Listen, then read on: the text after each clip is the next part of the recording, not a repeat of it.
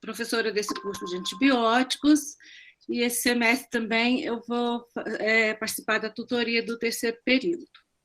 Então, eu acho que o Nelson já conversou com vocês a respeito desse curso.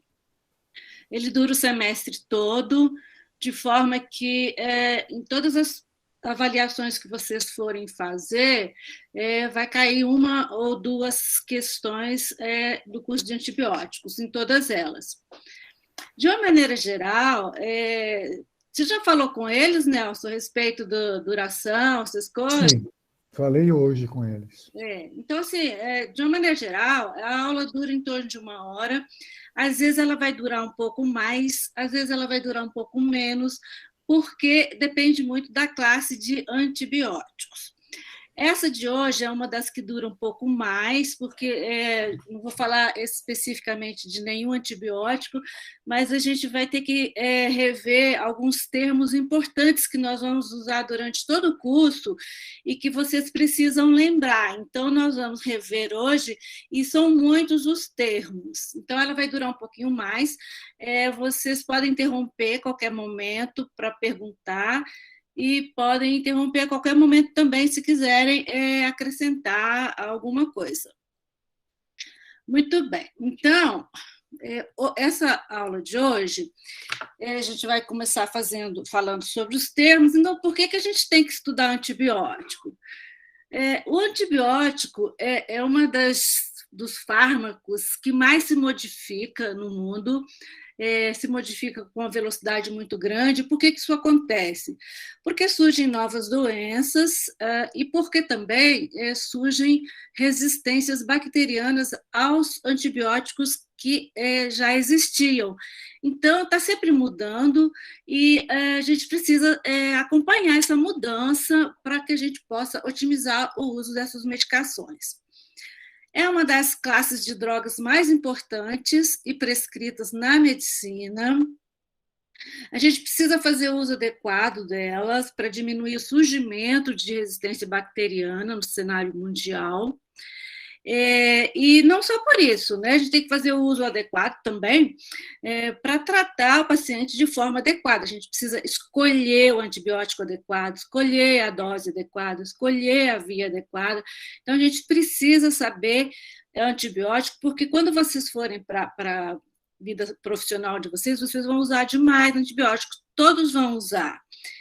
E segundo a OMS, a principal causa de resistência bacteriana é o consumo excessivo de antimicrobianos, que aumenta a pressão seletiva em benefício dos micro-organismos fármaco-resistentes. Então, pressão seletiva é o primeiro termo que a gente aprende e que a gente tem que guardar para sempre. O que é pressão seletiva? Quando eu uso um antibiótico potente, eu vou matar aquelas bactérias que são sensíveis. E aí, o que acontece? Aquelas bactérias que são resistentes àquele antibiótico, elas vão proliferar. Então, isso é o que a gente chama de pressão seletiva. A gente acaba destruindo uma classe de bactérias e proliferam outras que são resistentes àqueles antibióticos. Dependendo da quantidade de bactéria que vai proliferar, a gente vai criar uma nova classe de bactérias resistentes que vão ser passadas para outros pacientes. Então, a OMS diz que o consumo excessivo de antimicrobianos é que leva, na maioria das vezes, essa resistência. E a gente tem que ter consciência disso para fazer o uso racional desses antimicrobianos.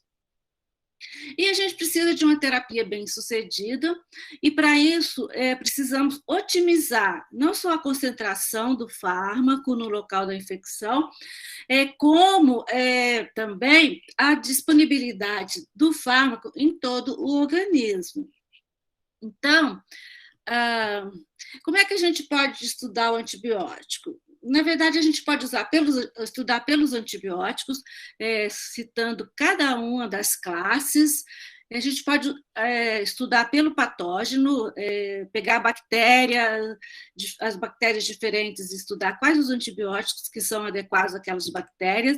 Ou a gente pode estudar pelas síndromes infecciosas. Então, a gente estuda uma pneumonia na criança, vamos estudar qual é o antibiótico. Uma infecção urinária, qual é o antibiótico. Então, qual é a melhor maneira de estudar um antibiótico?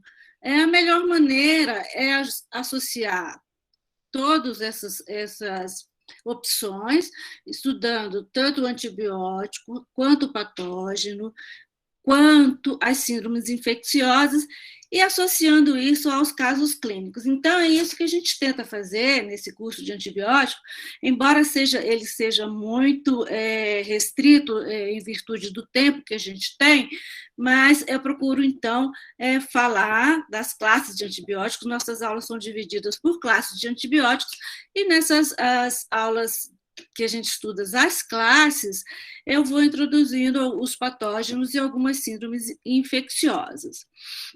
Então, vamos começar com as definições importantes para entender a ação dos antibióticos, que vai ser toda essa aula de hoje. Então, o primeiro conceito que a gente tem é de farmacocinética e farmacodinâmica. O que é a farmacocinética? A farmacocinética é tudo aquilo que o organismo faz com a droga, com o antibiótico. Então, o que o organismo faz? O organismo absorve aquele medicamento, depois distribui no organismo. Esse medicamento, depois ele vai ser metabolizado. Ele pode ser metabolizado em vários lugares, principalmente no fígado, mas ele pode ser metabolizado no sítio de ação, ele pode ser metabolizado no próprio sangue, e depois de metabolizado, ele vai ser eliminado.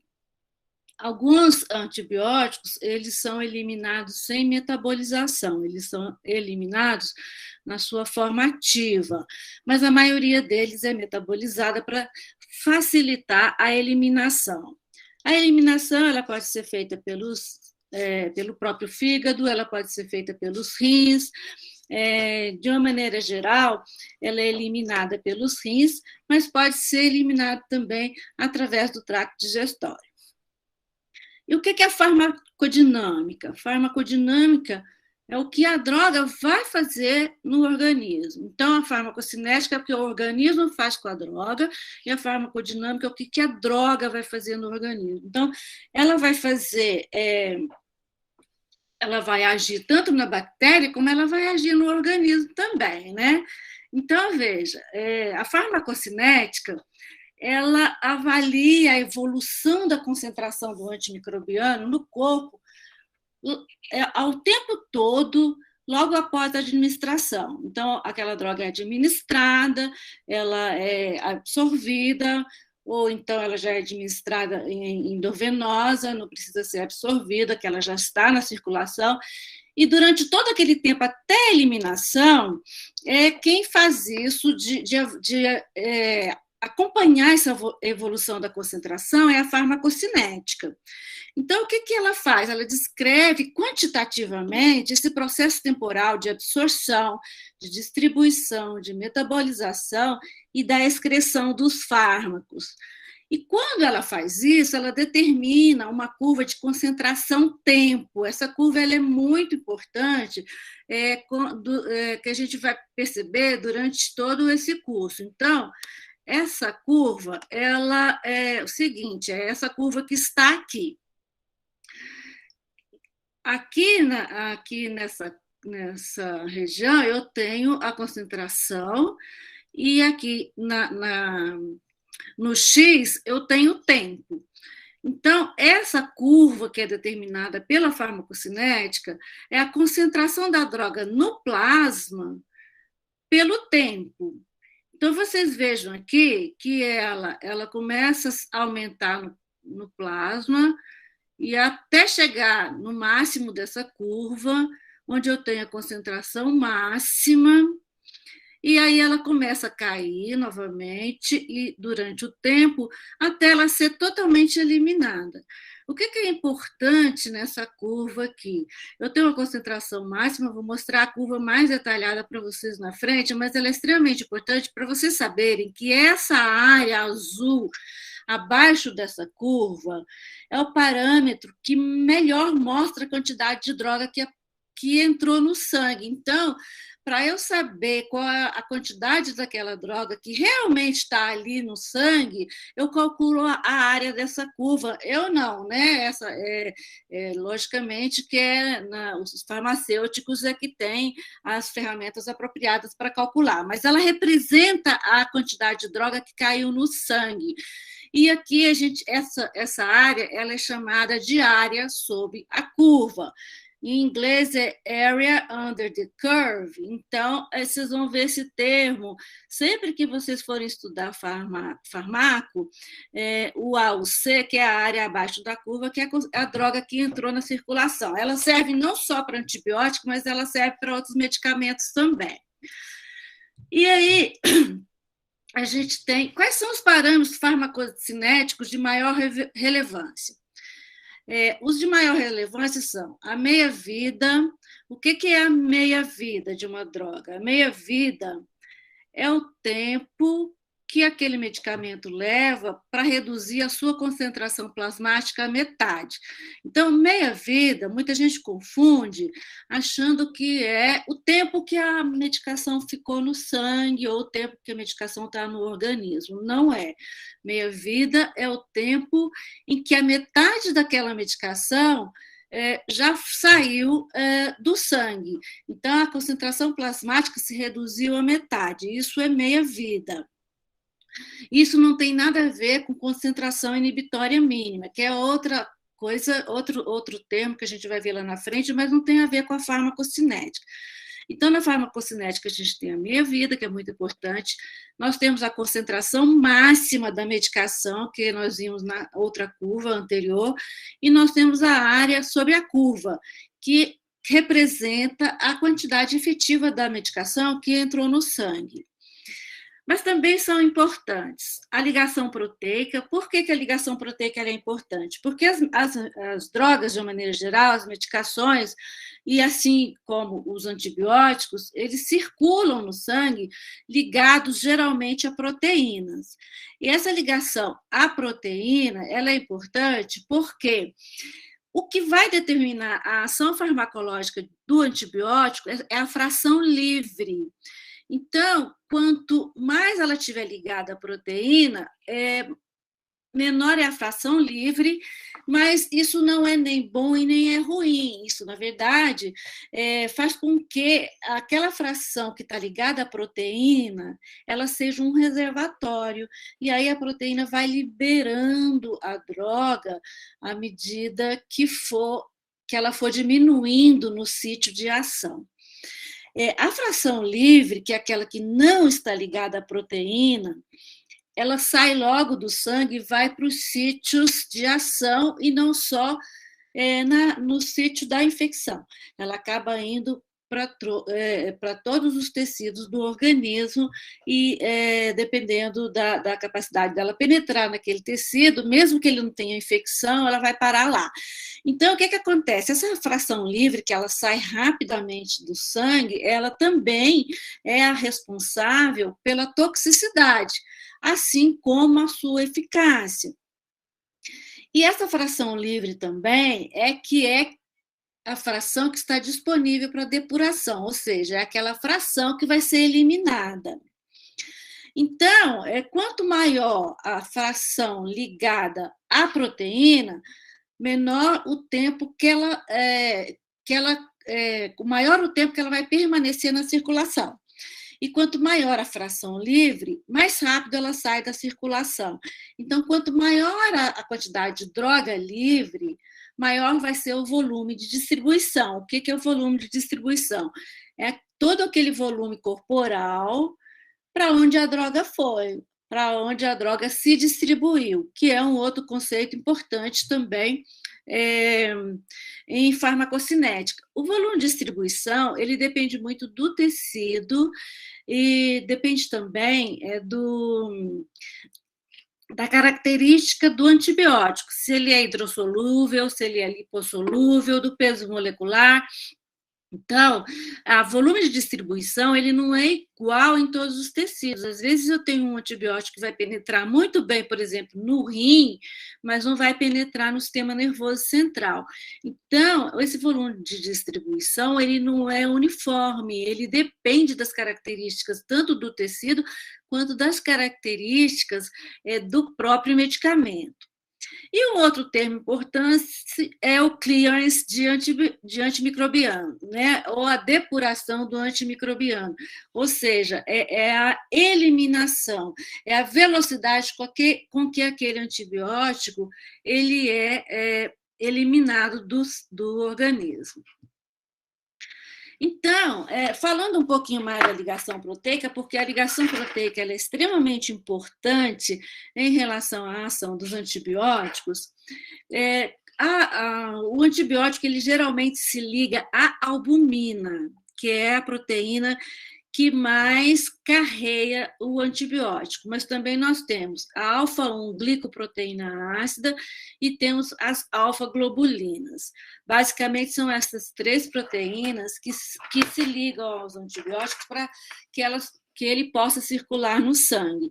Lembre-se, como eu falei antes, enquanto o antibiótico estiver ligado à proteína, ele permanece no vaso sanguíneo, ele não sai, e só a fração livre que vai sair. Essa fração que está ligada à proteína, ela vai funcionar como um complexo de reservatório e ele acaba retardando a chegada aos órgãos-alvos e aos sítios de eliminação. O sítio de eliminação, quando a gente fala, geralmente é o fígado e o rim. Mas quando ele retarda, ele está fazendo algo ruim? Não, porque se a fração for toda livre, ela vai chegar de uma vez lá no sítio de ação e também vai ser metabolizada rápido. Eu preciso que ela vá chegando aos pouquinhos para que seja metabolizada devagar e ela tenha tempo suficiente para atuar sobre aqueles micro-organismos, né? Então, quando eu tenho, por exemplo, todos os sítios de proteína saturados, eu tenho as proteínas todas ligadas ao antibiótico, eu tenho que tomar cuidado, porque qualquer quantidade a mais que eu der de antibiótico, eu vou ter um efeito muito grande, porque qualquer quantidade a mais que está fora da capacidade de ligação de proteína vai cair direto nos tecidos. E isso pode não só aumentar o efeito do antibiótico, quanto a toxicidade. E aí a gente tem que ver que, nas situações, quando é que a gente tem aumento da fração livre? Nós temos aumento da fração livre todas as vezes que a gente tiver diminuição de albumina, nós temos um aumento da fração livre no idoso e na gravidez. Então, quando é que eu tenho diminuição de albumina? No paciente com cirrose, no paciente com síndrome nefrótica, no paciente com desnutrição, que tem baixa produção de proteínas, no paciente com uremia, que perde proteína. No idoso, o que acontece? Diminui a capacidade de ligação à albumina. E na gravidez, porque ocorre hemodiluição das proteínas. É importante saber disso, porque nessas situações eu vou ter aumento da fração livre. Tendo aumento da fração livre, eu tenho aumento de toxicidade.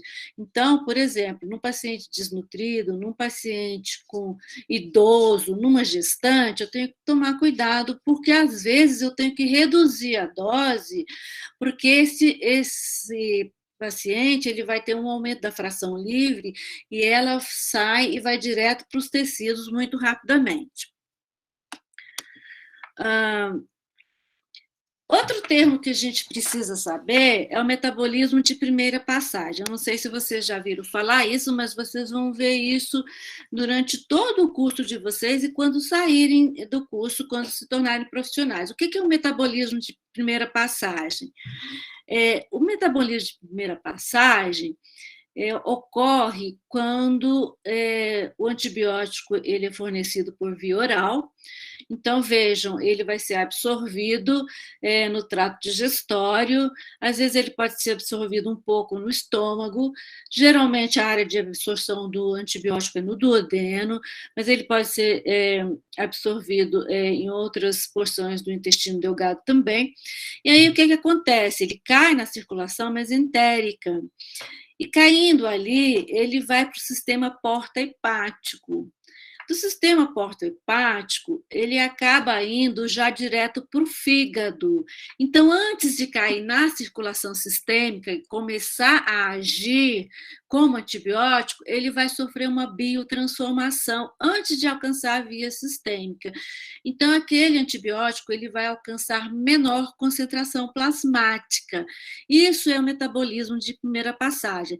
É quando você fornece ao paciente o fármaco por via oral e ele vai passar pelo fígado primeiro e uma parte vai ser metabolizada antes de cair na circulação.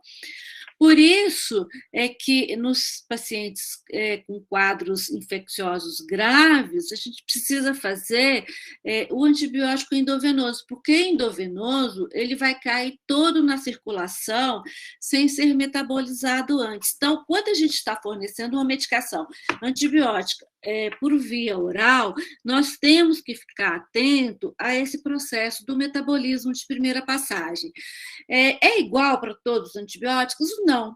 Alguns antibióticos são metabolizados mais, alguns antibióticos são metabolizados menos.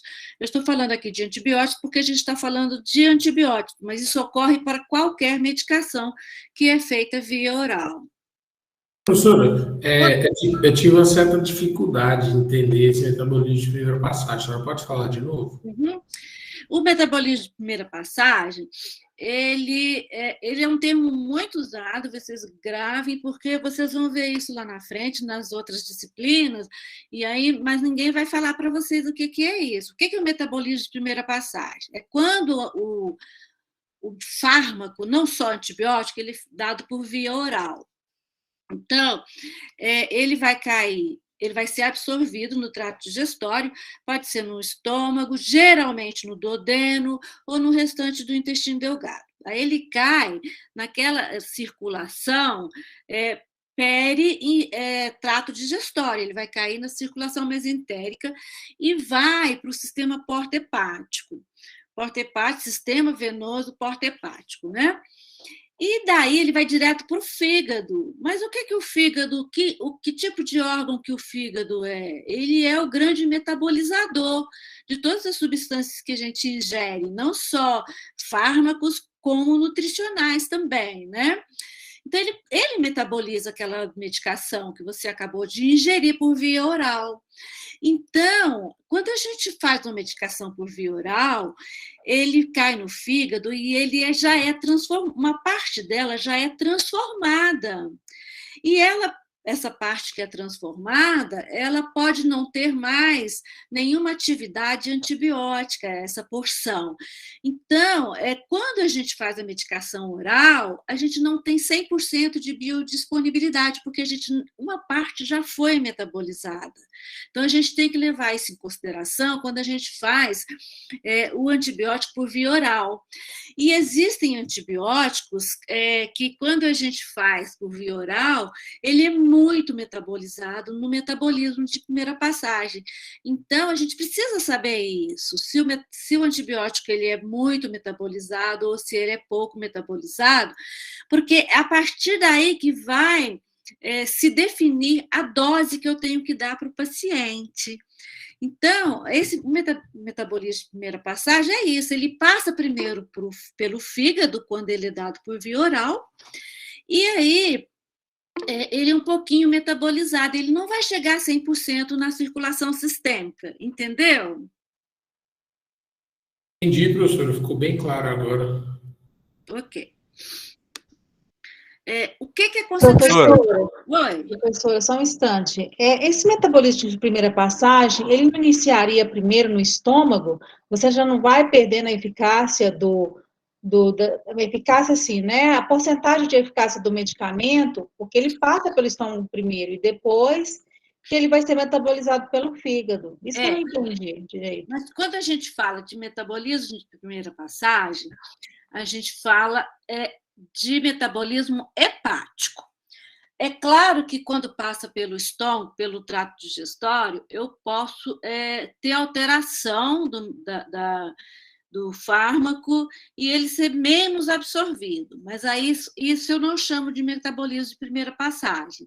Por exemplo, as tetraciclinas. Quando eu dou uma tetraciclina para o paciente, doxiciclina, tetraciclina, minociclina, se o paciente ingerir alimento junto, esse alimento se liga ao antibiótico e ele não é absorvido. Ele é absorvido bem pouco. Por isso que a gente não dá tetraciclina com medicamento. Então, diminui a absorção? Diminui, mas isso a gente não chama de metabolismo de primeira passagem, tá? Porque quando o fármaco ele foi feito para uso oral, isso foi levado em consideração. Então, eu não vou, por exemplo, dar um fármaco para tratar uma infecção sistêmica se ele é pouco absorvido no trato digestório. Por exemplo, a neomicina não é nada absorvido. Então, eu não faço neomicina oral para o paciente que tem infecção sistêmica. Isso eu já levei em consideração antes de fabricar o antibiótico. Quando eu falo de metabolismo de primeira passagem, eu estou falando que o fígado modificou a droga. Ou ele oxidou, ou ele reduziu, e aí a droga ela ficou diferente da original. Então, quando eu falo de metabolismo de primeira passagem, eu estou falando daquela medicação que foi modificada no fígado, tá? Tá bom, obrigada, professora. Nada. Professora, eu fiquei com uma dúvida anterior. Quando o medicamento ele se liga à proteína, ele se torna afuncional ou ele meio que se solta para entrar no tecido? Não, porque a porção ativa é a porção livre. Então, quando ele está ligado à proteína, ele não age. Ele só vai agir quando ele soltar da proteína. Só a fração livre é que é ativa. Tá? Então, enquanto ele está ligado ali, ele funciona mais como um reservatório. Se ele não estiver ligado à albumina ou às outras proteínas em menor quantidade, ele sai logo do vaso e vai para o sítio de ação. Mas ele não vai só para o sítio de ação, ele vai para os outros sítios também. É como se eu estivesse desperdiçando o antibiótico, porque ele está indo para sítios que eu não preciso. Tá? E aí, o que acontece? Quando ele é liberado aos pouquinhos, quando ele chega no sítio de ação, vamos supor, o paciente tem albumina normal. Então, uma porção vai se ligar à albumina até saturar, e aquela outra porção que ficou livre vai para o sítio de ação. Quando começar a diminuir o fármaco no sítio de ação, por questões físico-químicas, de difusão, de osmose, o antibiótico vai se soltando da proteína e vai indo para o sítio de ação. Então, ele vai indo lentamente. Então, ele vai para o sítio de ação lentamente, de forma que otimiza a ação dele. E ele indo lentamente também para o fígado e para o rim, ele vai sendo metabolizado lentamente. Então, quando eu não tenho proteína, vamos supor, o paciente que é desnutrido, eu não tenho muita ligação proteica, então ele vai logo para o sítio de ação em grande quantidade, mas ele vai ficar pouco tempo lá. E ele vai também muito rápido para o rim e para o fígado, vai ser metabolizado, então isso não é bom. Então, a ligação proteica, ela é boa, ela não é uma ligação irreversível, ela é como se ela estivesse ali servindo de reservatório, entendeu? Entendi sim, professora, muito obrigado. Okay. Professora, eu também tinha uma dúvida anterior, porque eu não sabia se é dúvida no final ou no começo. Não, pode perguntar durante, é melhor. Tá, você falou do idoso do desnutrido em relação à albumina, que vai diminuir a proteína. Eu não entendi muito bem o da gestante. da gestante ocorre diluição. A gestante ela tem uma hemodiluição. Então, se você lembra, eu não sei se vocês já estudaram gestante, mas a gestante tem o hematócrito mais baixo. É porque ela A gente tem ainda menos. precisou, não. Hã? A gente ainda não pegou. Nesse período, mas a gente ainda não pegou. Porque ela tem um volume sanguíneo, um volume plasmático maior. Então, a concentração, tanto de hemácia, como leucócitos, como de proteínas, é menor na gestante por hemodiluição, tá? Não é por diminuição total da proteína, mas a hemodiluição, ela também dificulta a ligação proteica do antibiótico, não só do antibiótico, todas as drogas, tá? E no idoso não é também tanto por falta de proteína, porque em virtude das alterações fisiológicas do idoso, ele tem menor capacidade de ligação proteica, de manter aquela ligação.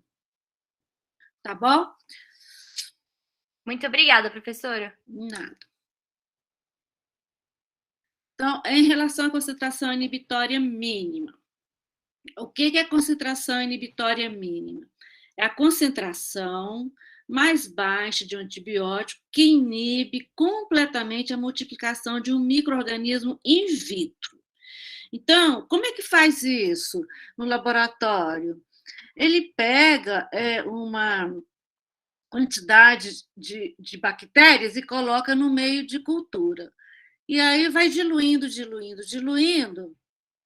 aquele antibiótico e vai ver até quando ele a partir de que momento ele consegue inibir. Então, você coloca um antibiótico e coloca uma quantidade de bactérias, ela continua multiplicando. Aí você dilui essa quantidade de antibiótico. Ela continua multiplicando. Aí, quando ela para de multiplicar, ali eu tenho a concentração inibitória mínima. Aí, o que acontece? Essa definição, ela é in vitro, é em laboratório. Então, ela não é uma definição que foi feita para o antibiótico no paciente. E outra coisa, ela fala em inibe a multiplicação. Então, quando há uma ação bacteriostática, não mata a bactéria, não é que mata, ela para de multiplicar. É a concentração do antibiótico que impede a multiplicação da bactéria, que não multiplica mais nenhum. Então, aquilo é a concentração inibitória mínima. Vocês entenderam? O que acontece? Ele é um bom indicador da potência do antibiótico, é o que a gente vai ter no antibiograma. No antibiograma, a gente vai olhar bactéria que cresceu, antibiótico, é sensível ou é resistente? Resistente é aquele que ele nunca vai inibir a bactéria de reproduzir. E sensível, quando fala sensível, qual é a concentração inibitória mínima?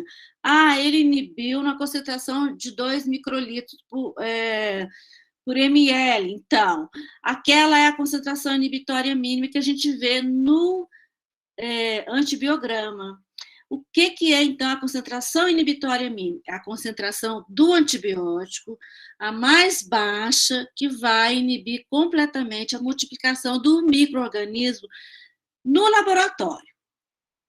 Só que ele é um bom parâmetro para a gente escolher o antibiótico quando a gente tem uma cultura e tem a bactéria crescendo lá.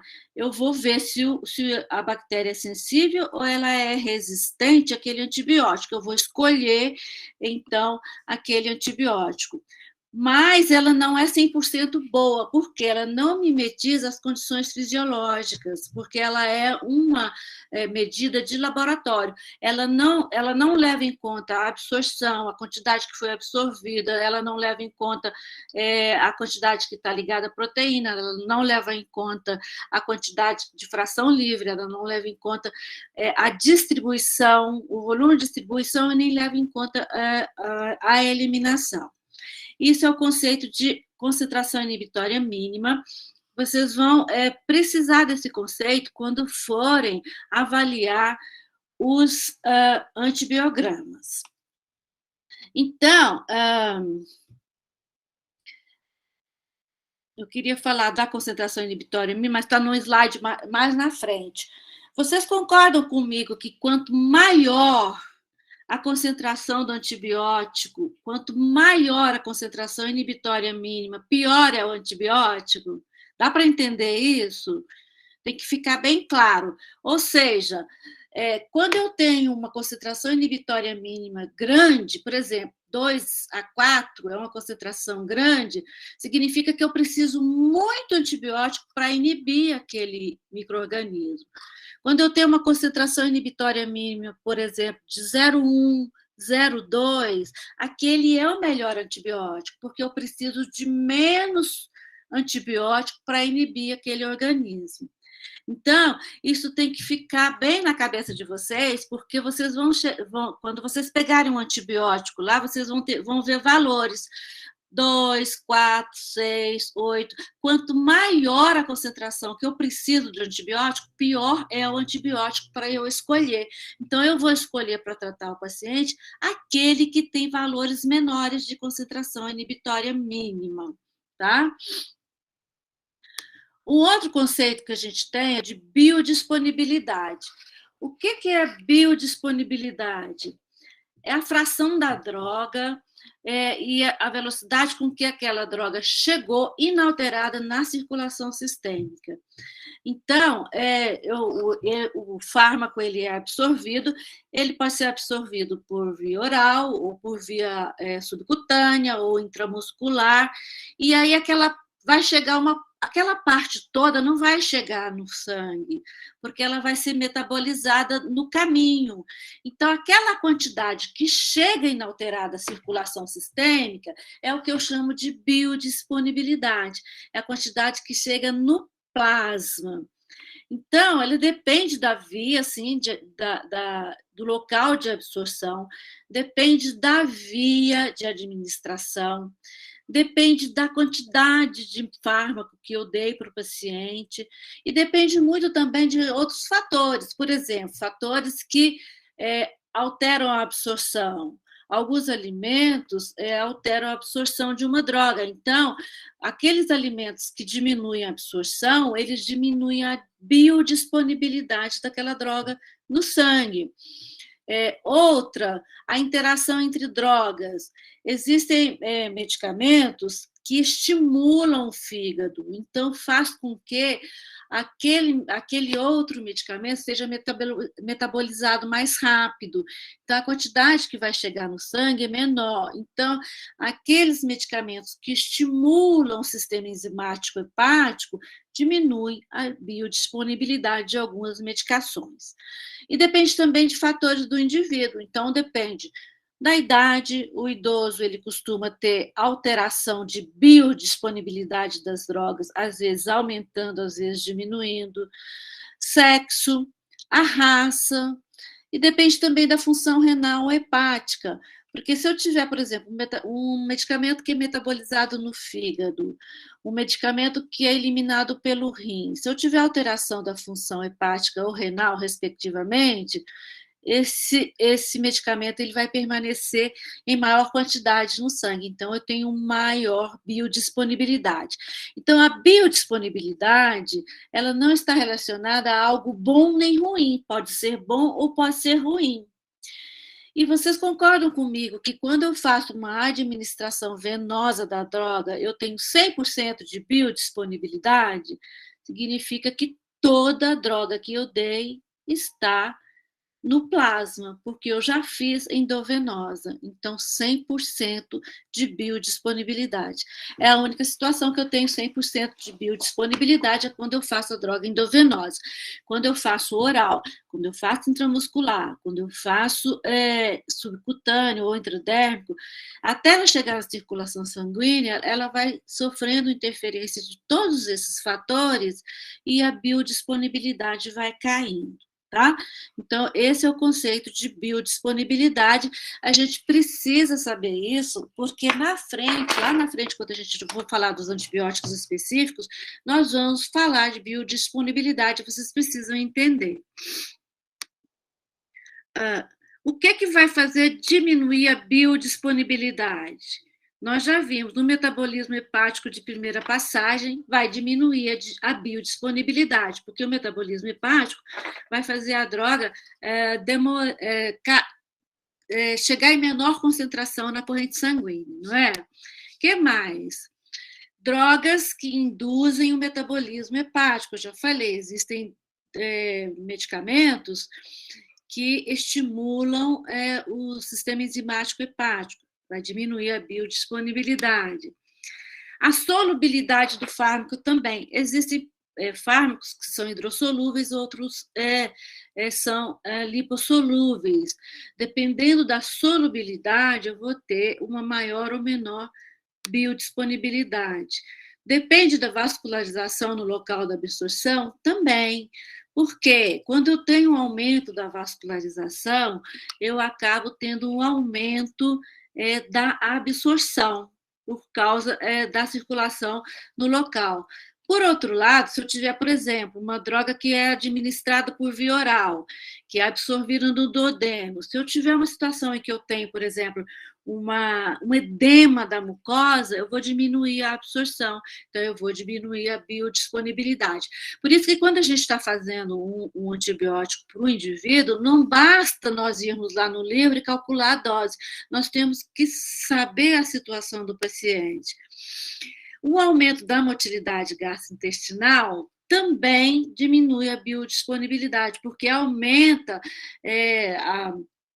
a passagem, a velocidade da passagem do fármaco no trato digestório e a eliminação, e diminui a possibilidade de absorção.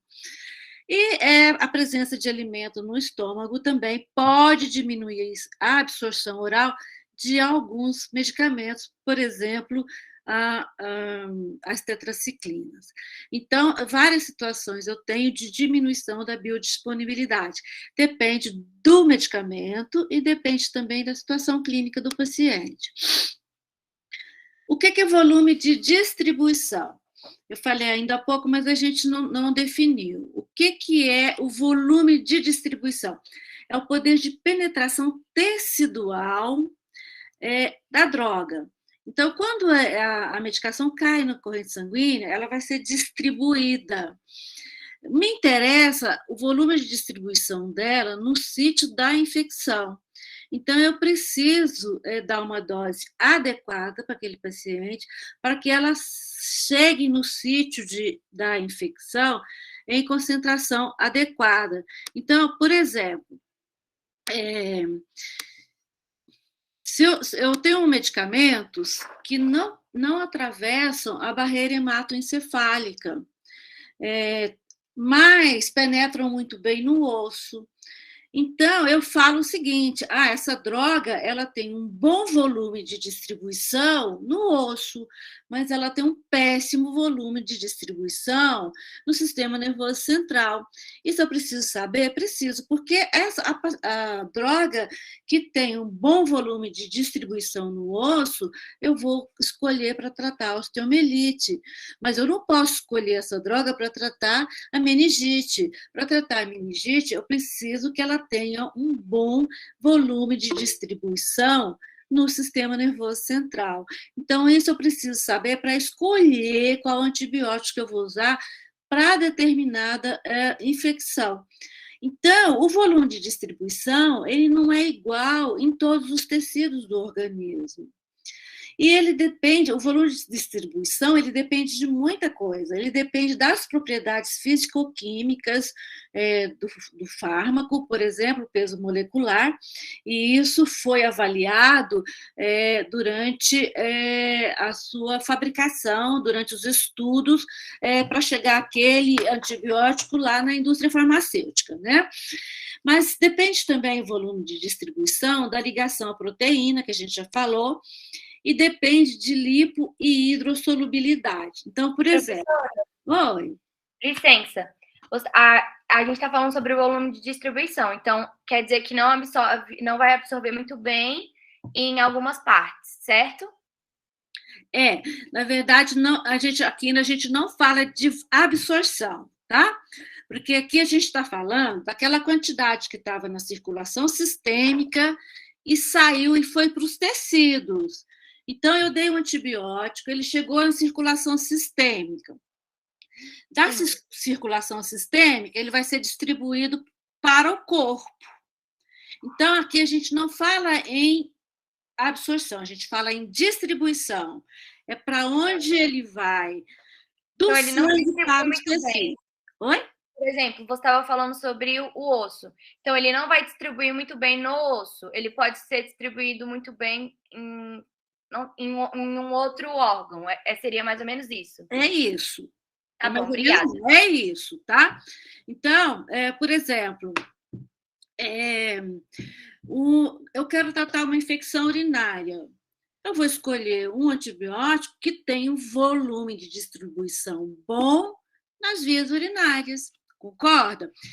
Eu quero tratar uma meningite. Não adianta eu fazer um antibiótico que não penetra bem na barreira hematoencefálica. Então, por exemplo, a barreira hematoencefálica, ela é rica em lipídio. Então, eu tenho que escolher um antibiótico que é muito lipossolúvel para entrar ali, para atravessar, porque se for um medicamento muito hidrossolúvel, ele não atravessa a barreira hematoencefálica. Então, dependendo do antibiótico, ele penetra bem em alguns tecidos e não penetram em outros tecidos. De uma maneira geral, quanto maior a lipossolubilidade, maior a penetração tecidual de uma forma geral. Por quê? Porque os tecidos são feitos de células, e as células têm uma membrana plasmática, e a membrana plasmática ela é rica em fosfolipídio. Então, os antibióticos que são muito lipossolúveis são aqueles que costumam ter, de uma maneira geral, maior volume de distribuição. Entendeu? Entendeu? Entenderam? Sim, professora. Tá certo. Então, vejam só, no rim, o que passa mais para o rim? É um medicamento hidrossolúvel, porque pelo glomérulo vai passar um medicamento que é mais hidrossolúvel. Então, o medicamento que é mais hidrossolúvel, ele tem maior volume de distribuição na urina. Então, por isso é importante para a gente saber que nem todo antibiótico que serve para o pulmão, ele serve para o rim. Nem todo que serve para o rim serve para o sistema nervoso central. A gente vai ter que saber essa propriedade dele, se ele é lipossolúvel, se ele é hidrossolúvel, se ele tem peso molecular grande ou pequeno? Não, mas eu tenho que saber qual antibiótico é o melhor para tratar uma pneumonia. Eu preciso saber qual que é o antibiótico que é melhor para tratar uma meningite. Tá bom? E isso a gente vai aprender, exatamente isso que a gente vai aprender nas aulas subsequentes, tá?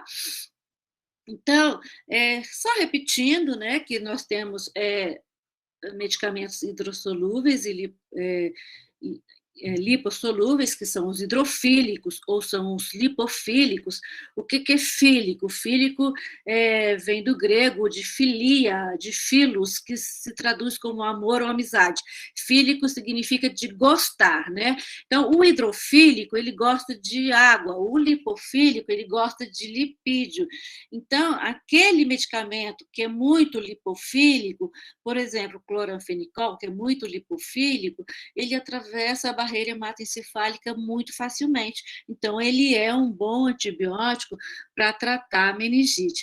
Então, isso é extremamente importante quando a gente vai escolher o antibiótico, tá? Isso aqui eu já falei para vocês em relação à lipossolubilidade, e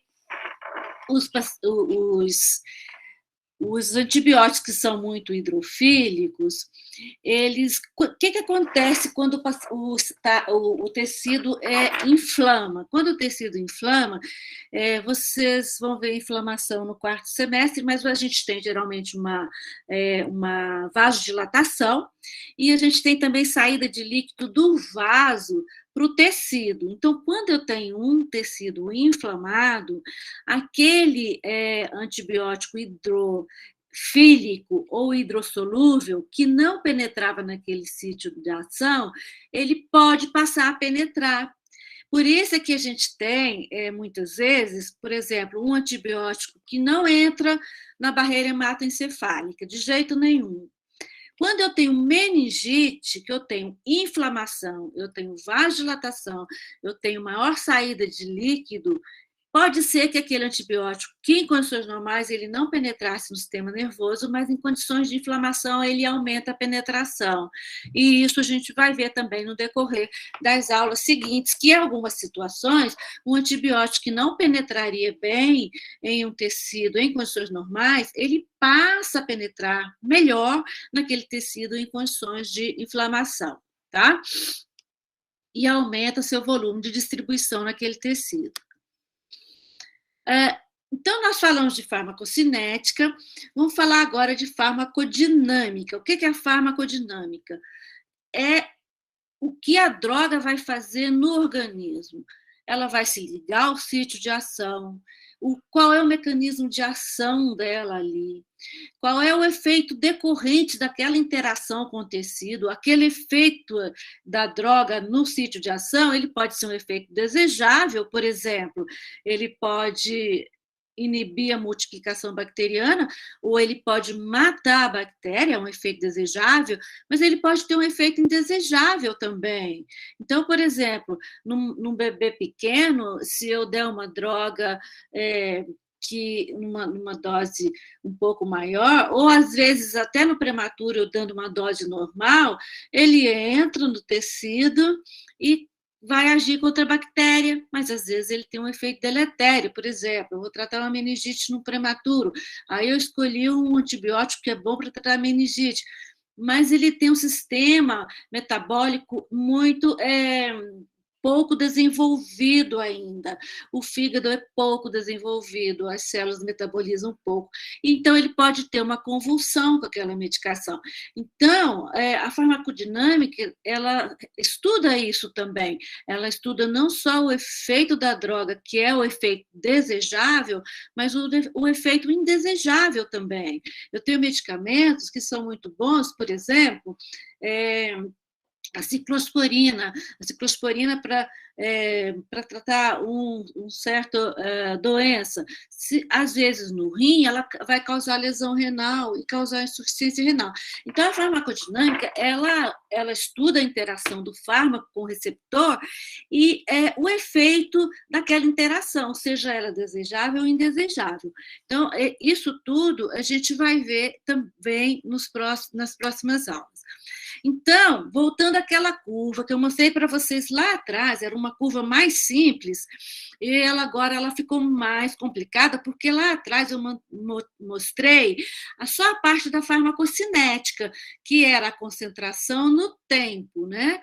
Aqui nós temos a concentração, aqui nós temos o tempo, e aqui é aquela curva que eu mostrei para vocês. Ó, o medicamento crescendo no plasma, sua concentração, chega na concentração máxima, aí vai caindo, caindo, caindo, até não ter mais nada no plasma. Essa era a curva que eu mostrei para vocês lá atrás. Então, aqui a gente tem outros conceitos. Nós temos o tempo máximo, ou seja, é o tempo que levou para atingir a concentração máxima. A droga foi aumentando no plasma, mas aqui ela não tinha atingido ainda a concentração inibitória mínima. Ela precisava aumentar, ela foi aumentando, aumentando, e aqui, nessa concentração, ela passou a ter capacidade de inibir o crescimento bacteriano. Então, essa linha aqui é a concentração inibitória mínima, ou seja, ela teve que aumentar no plasma para alcançar a concentração inibitória mínima.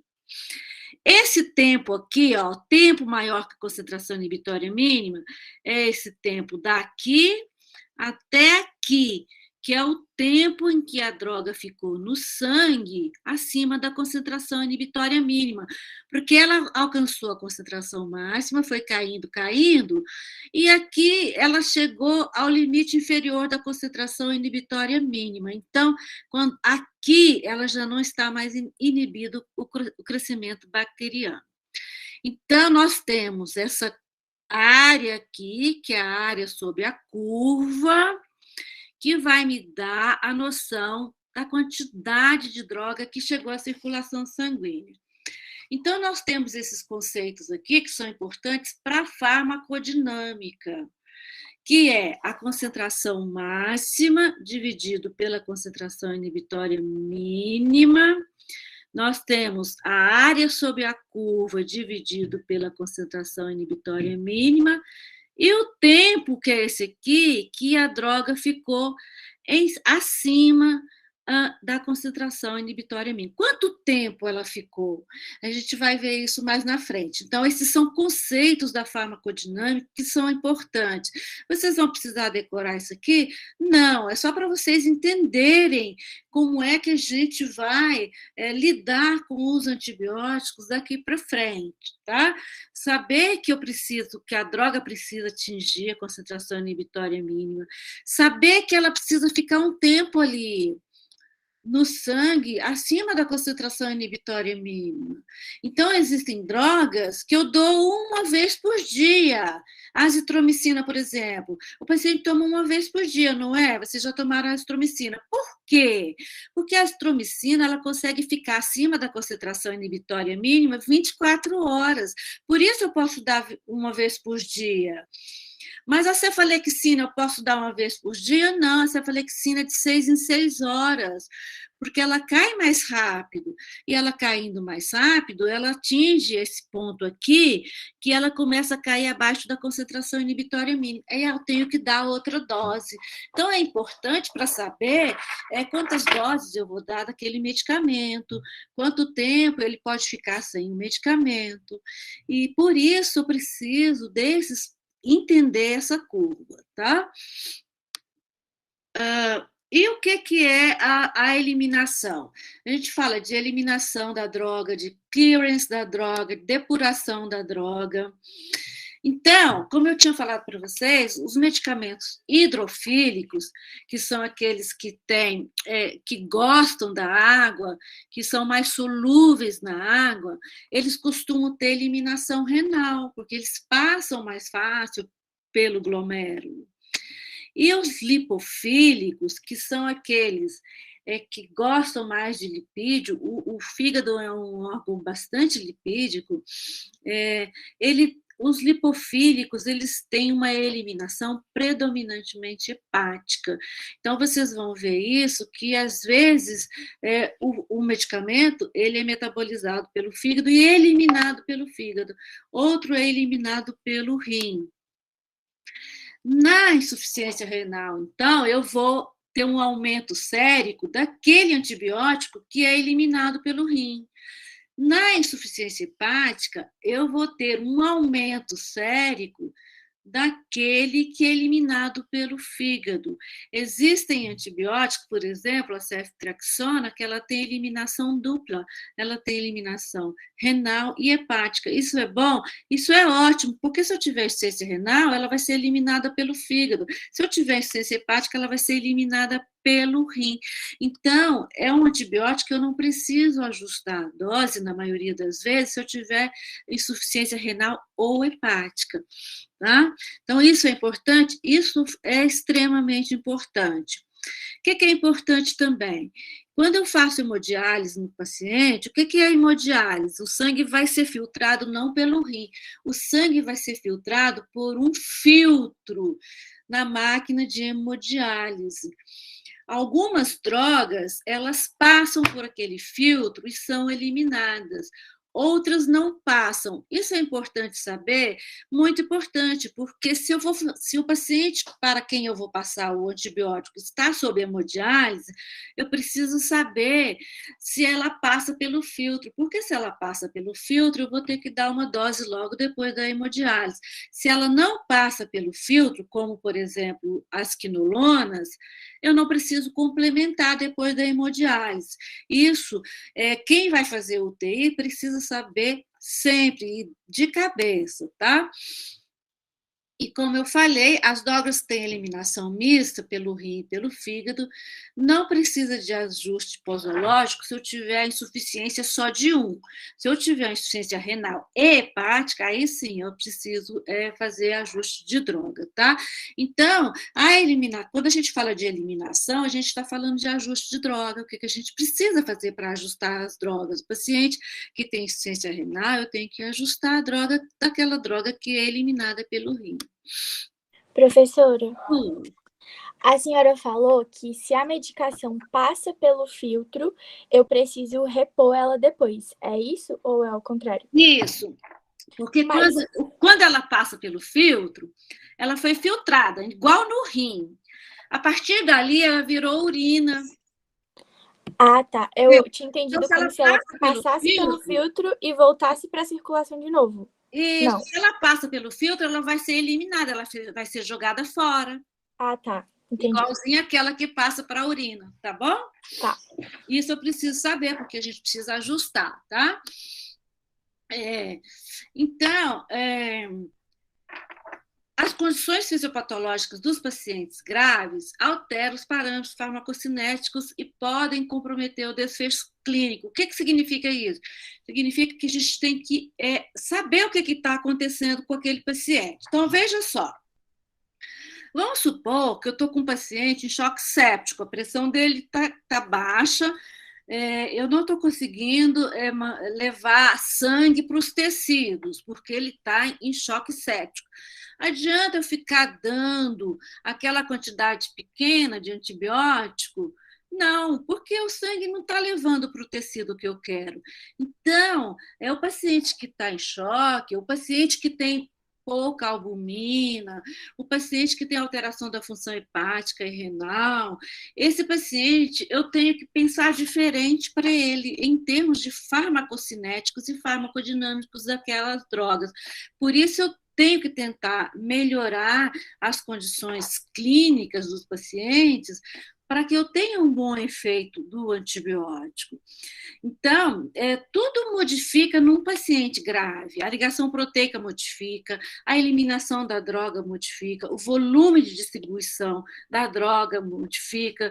Por isso, eu tenho que não só dar um antibiótico, não vai resolver o antibiótico sozinho. Eu tenho que melhorar as condições clínicas do paciente. Por exemplo, um paciente que está lá na UTI e não consegue comer. Ele não consegue comer um dia, não consegue comer 2 dias, não consegue comer 3 dias. Eu posso deixar ele sem comer? Não, a albumina dele vai cair cada vez mais. Ele vai cada vez mais desnutrido, ele vai aproveitar menos o antibiótico. Então, e não só isso, estou falando em relação ao antibiótico, mas tem tudo a ver também com o sistema imune do paciente, porque o antibiótico ele não age sozinho, ele vai ajudar o sistema imune do indivíduo a combater aquela infecção. Então, só para vocês, estou falando isso para vocês saberem que o antibiótico sozinho ele não vai resolver. Eu tenho que melhorar todo o contexto em que o paciente está para que o antibiótico tenha uma boa ação. O que é efetividade? A efetividade é a capacidade que tem a droga de resolver, de debelar aquele processo infeccioso. E aí foi o que eu falei para vocês do teste de sensibilidade in vitro, que vai me dar o antibiograma. O antibiograma, você coloca a bactéria, você identifica a bactéria lá no laboratório, fora do organismo do indivíduo, e vai testar a sensibilidade do antibiótico. Ajuda muito, mas os parâmetros farmacocinéticos e farmacodinâmicos não estão agindo ali. E aí eu não estou avaliando a potência do antibiótico em condições fisiológicas, tá bom? Então, por isso é que quando eu tenho um antibiótico e eu tenho um antibiograma, eu vou escolher baseado no antibiograma, eu não tenho certeza se aquele antibiótico vai ser eficaz. Por exemplo, eu tenho um paciente com um abscesso hepático. Aí eu acho que uma bactéria, vamos supor, uma Klebsiella naquele abscesso. Aí eu pego o antibiograma e vejo lá, a gentamicina a Klebsiella é muito sensível a gentamicina. Vai adiantar se eu não drenar o abscesso? Não vai adiantar, porque o antibiótico ele não entra no abscesso. Então, qualquer abscesso que eu tiver, seja cutâneo, seja um abscesso intraabdominal, seja um abscesso pulmonar, seja um abscesso... O antibiótico não entra. Então, o que eu estou falando aqui para vocês é o seguinte, vocês, em posse de um antibiograma, vocês têm que avaliar a situação do paciente também, porque o antibiograma não é a resposta final de que aquele antibiótico vai fazer efeito, tá? O outro conceito importante que vocês precisam saber é o efeito pós-antibiótico. O que é o efeito pós-antibiótico?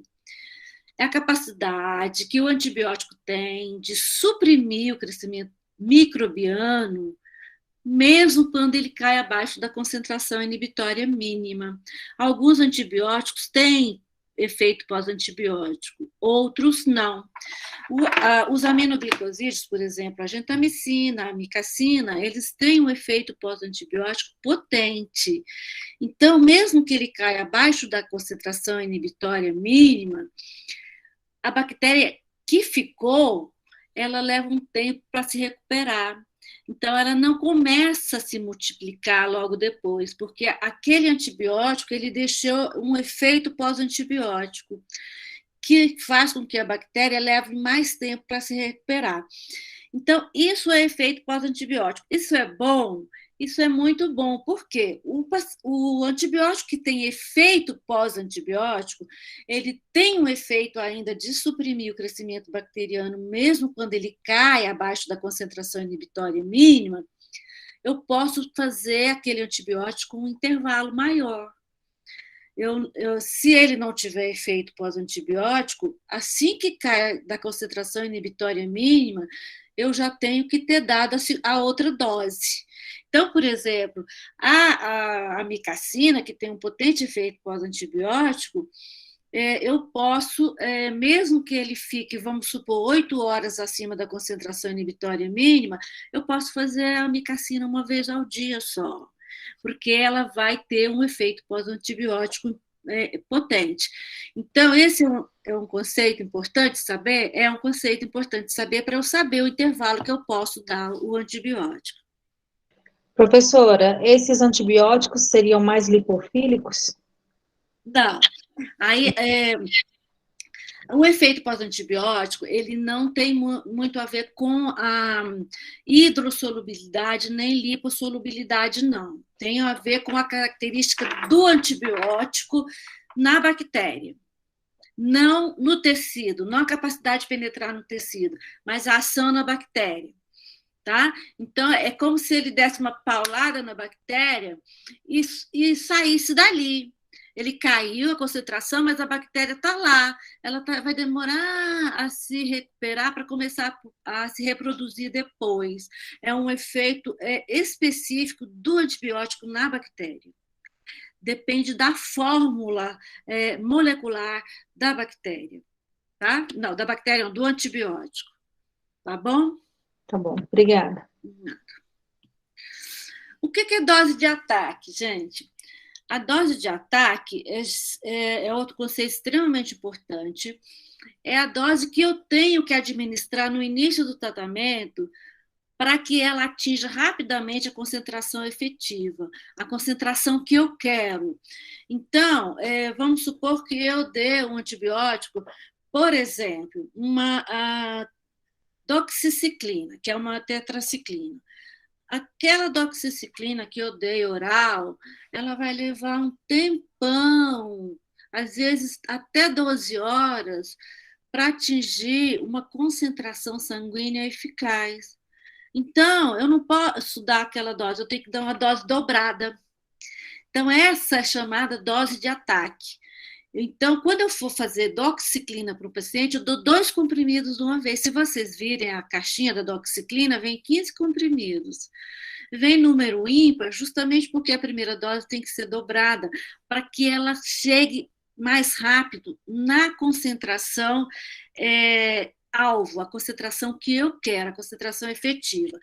Então, a dose, essa primeira dose, depende muito assim, do tempo que o antibiótico é absorvido, mas também tem um outro fator que influencia essa dose, essa primeira dose. Às vezes o antibiótico ele vai sendo absorvido, mas ele vai saturando os tecidos periféricos. E a concentração plasmática ela só vai começar a aumentar depois que ele já se distribuiu em alguns tecidos. Então, vai demorar muito para eu atingir a dose sérica adequada. Então, eu dou uma dose maior para aquele paciente, para que essa dose se distribua logo, sature os tecidos periféricos e a dose no sangue, no plasma, suba mais rápido. Isso é dose de ataque. Isso a gente vai ver para alguns antibióticos, não é para todos. Um exemplo que a gente precisa fazer dose de ataque é com a doxiciclina. Algumas infecções graves, por exemplo, endocardite infecciosa, eu preciso de uma dose alta logo no início. Então, muitas vezes, dependendo do antibiótico que eu vou usar, eu tenho que fazer uma dose maior para que ela atinja a concentração efetiva mais rápido. Essa dose maior que eu vou dar só no início do tratamento, ela se chama dose de ataque. As próximas doses vão ser as doses normais, que são menores, tá? Outro conceito é droga tempo dependente e droga volume dependente. Então, eu tenho a droga tempo dependente, é aquela droga que precisa ficar muito tempo no sangue para fazer efeito. Um exemplo são os beta-lactâmicos, as penicilinas, as cefalosporinas. Eles precisam ficar muito tempo acima da concentração inibitória mínima para ter um efeito eficaz, tá? Então, o que eu vou focar nesses antibióticos? Eu vou focar no tempo que ela vai ficar ali agindo. Geralmente, essas drogas que são dependentes de tempo, eu tenho que fazer mais vezes, porque ela não precisa ficar alto, ela não precisa ter essa concentração máxima muito alta, ela precisa ficar muito tempo acima da concentração inibitória mínima. Então, eu vou fazendo essa droga com mais frequência. Uma administração ideal para droga dependente de tempo seria uma infusão contínua venosa, né? Você coloca lá o antibiótico e ele vai sendo infundido 12 horas, 24 horas, o tempo todo que o paciente está lá. Só que isso não é possível fazer, porque quando você dilui uma droga para fazer infusão venosa, ela tem uma durabilidade. Aquela diluição, ela vai ser eficaz por um tempo só, limitado. Por isso, você tem que ficar fazendo outras doses para poder diluir outras vezes e fazer várias doses em sequência. Porque não é possível fazer infusão contínua, que seria o ideal. Mas eu preciso daquela dose, não é alta, eu preciso dela muito tempo acima da concentração inibitória mínima. Tá? Então, um exemplo desses são os beta-lactâmicos, que pertencem às penicilinas, às cefalosporinas, e um outro é a vancomicina. A vancomicina também eu preciso, por isso a gente faz a vancomicina de 6 em 6 horas, porque assim que ela vai caindo a concentração inibitória mínima, eu tenho que fazer outra, depois eu tenho que fazer outra, tenho que fazer outra, e a vancomicina não tem efeito pós-antibiótico. Então, eu preciso fazer várias vezes. Essas são as drogas tempo-dependentes. Mas eu tenho as drogas que também são dependentes de concentração e não de tempo. Essas drogas, eu preciso que ela atinja uma concentração alta, uma concentração muito alta em relação à concentração inibitória mínima. O que importa é esse pico, não é esse tempo que ela ficou. Por que uma é tempo dependente e a outra é dose dependente? Ou é concentração dependente? Por causa da característica da droga, da característica molecular daquela droga. Então, eu preciso, para as drogas dependentes de concentração, otimizar a concentração máxima que ela atinge. Então, essa droga que é dependente de concentração, geralmente é ela que tem efeito pós-antibiótico. Tá? E qual é o exemplo delas? Os aminoglicosídeos e as quinolonas. Então, os aminoglicosídeos e as quinolonas, eu preciso que elas atinjam uma concentração alta, mas não preciso daquela concentração alta por muito tempo, porque ela não é tempo dependente, ela é concentração dependente. Por isso que as quinolonas, vocês vão ver, a maioria a gente faz uma vez ao dia ou 2 vezes ao dia. Levofloxacina a gente faz uma vez ao dia, moxifloxacina a gente faz uma vez ao dia, a gentamicina a gente pode fazer uma vez ao dia, a amicacina a gente pode fazer uma vez ao dia, porque eu não dependo de quanto tempo ela vai ficar lá acima da concentração inibitória mínima, eu dependo do quanto ela chegou, do quanto ela atingiu, tá? Então, é um outro conceito. O que acontece, na maioria das vezes, é que a maioria das drogas, então a gente tem aqui, glicopeptídeos, macrolídeos. Macrolídeos, qual é o exemplo de macrolídeos? A azitromicina, as tetraciclinas, polimixinas, a clindamicina, a maioria dos antibióticos, eles são tempo e concentração dependente. Então, eu preciso dele em alta dose por muito tempo. Então, a gente acaba gravando aqueles que são concentração dependente e aqueles que são tempo dependente, porque eles são mais limitados. E os outros todos dependem da concentração e do tempo.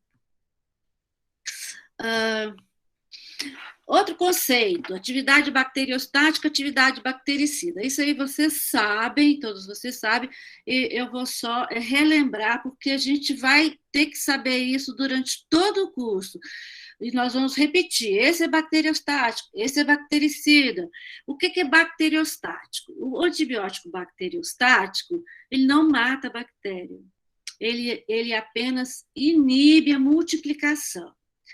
Quando ele inibe a multiplicação, o que acontece? Aquela bactéria ela tem uma vida, um tempo que ela sobrevive. Então, quando der aquele tempo, ela vai morrer. E também, enquanto ela não está se multiplicando, vem o sistema imune e ajuda a combater aquela bactéria. Então, o antibiótico ele não mata a bactéria, ele só impede que ela se multiplique. E aí ela vai morrer porque ela iria morrer mesmo, porque ela tem uma sobrevida curta e porque o sistema imune vai ajudar. Então, essa droga ela é chamada bacteriostática. A droga com atividade bactericida, ela vai matar a bactéria. Então, ela é capaz de eliminar toda a bactéria porque ela mata. Então, vejam bem, vocês têm que saber isso porque eu vou usar uma droga bacteriostática no paciente que é imunodeprimido? Não, eu não posso, porque o antibiótico que é bacteriostático, ele precisa do sistema imune para ajudar a matar a bactéria.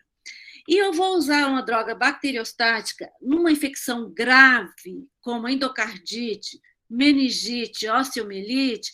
Não, eu tenho que usar uma droga que é bactericida, porque essas infecções são muito graves. Eu não posso deixar bactéria viva, com chance de reproduzir.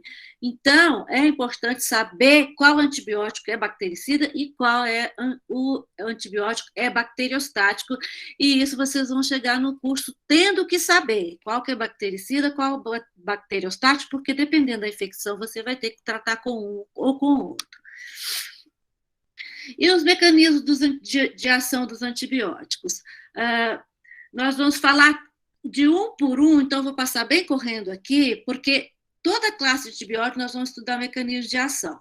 Só para lembrar, as bactérias, elas têm uma membrana celular, que é esse roxinho aqui, e tem uma parede celular. A membrana celular é basicamente composta de fosfolipídio. A parede celular, que é esse azul, ela é basicamente composta de glicosaminoglicanos. Algumas bactérias, como essa que está aqui, que é a Neisseria meningitidis, tem uma cápsula polissacarídeo. Essas bactérias que têm cápsula, elas são mais agressivas. A Neisseria gonorreia, a Neisseria meningitidis, pneumococo, elas são mais difíceis de tratar. Mas a maioria não tem essa cápsula, a maioria tem a membrana plasmática e a parede celular. E aqui dentro a gente tem os ribossomos soltos no citoplasma, onde vai haver a produção de proteínas.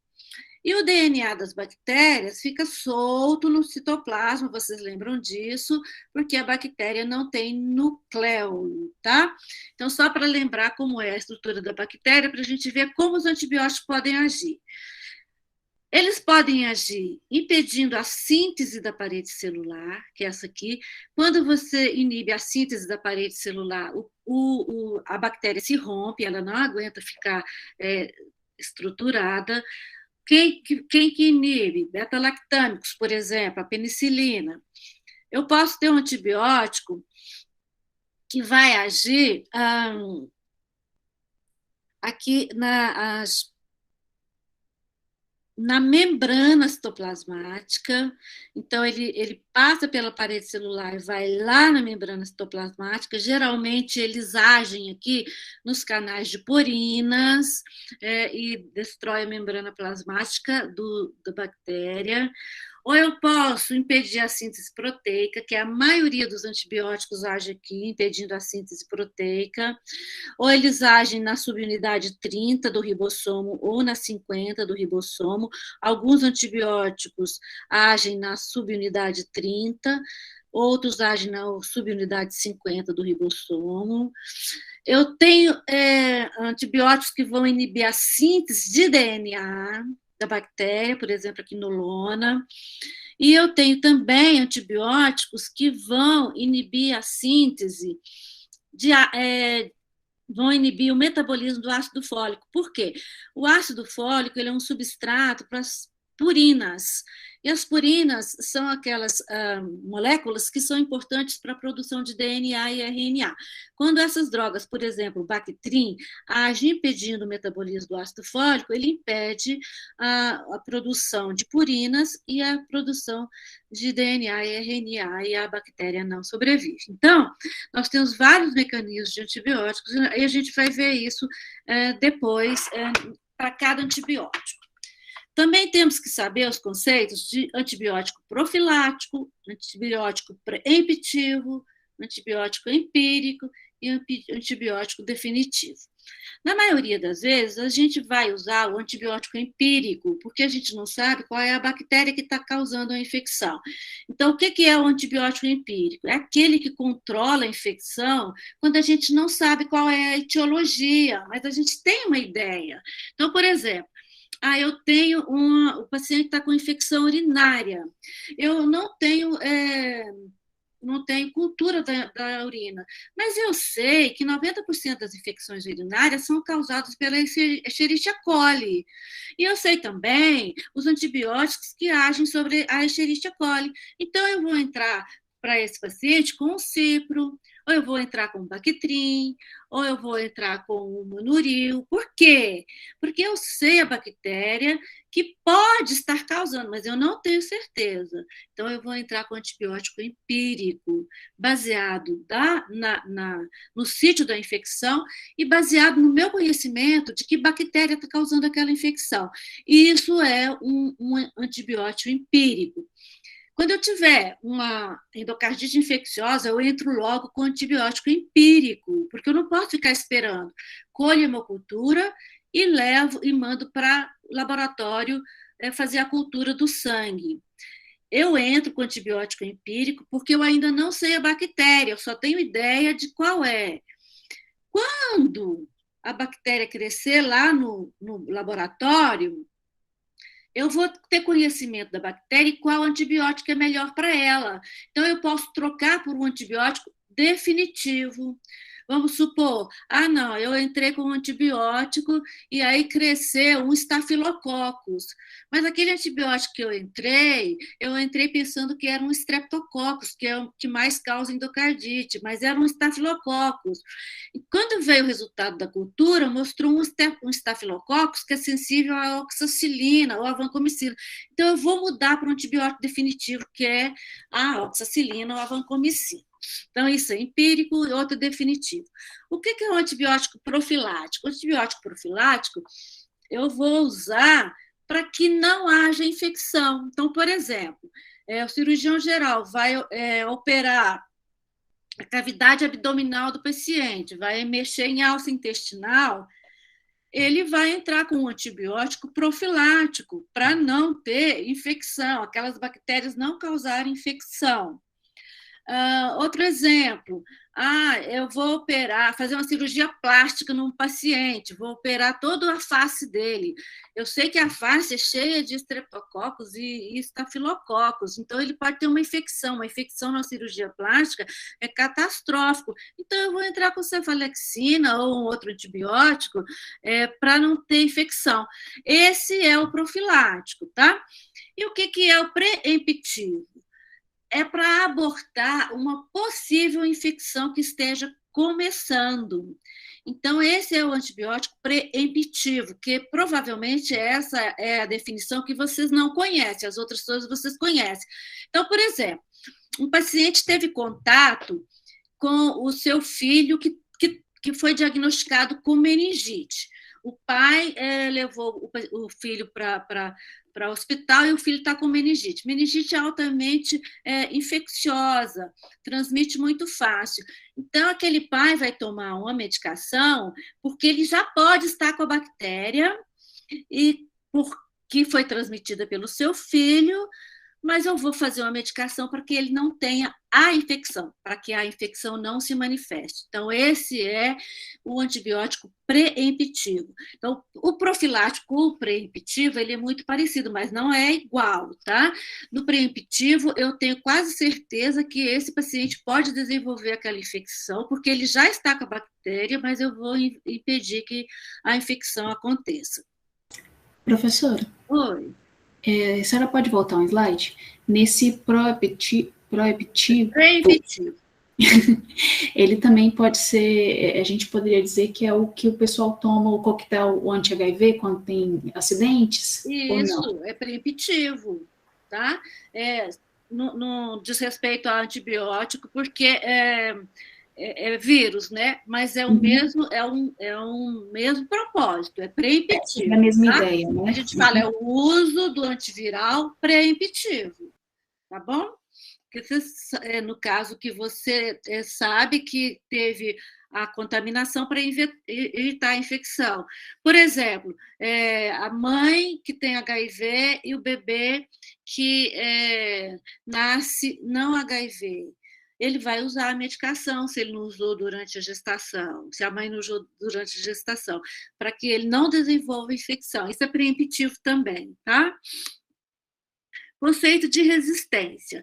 Resistência é o quê? Resistência de quem? Resistência do micro-organismo àquele antibiótico. Resistência da bactéria àquele antibiótico. É a capacidade que a bactéria tem de burlar a atividade do antimicrobiano. Só que o conceito de resistência, assim como o conceito de concentração inibitória mínima, está relacionado in vitro, ao laboratório.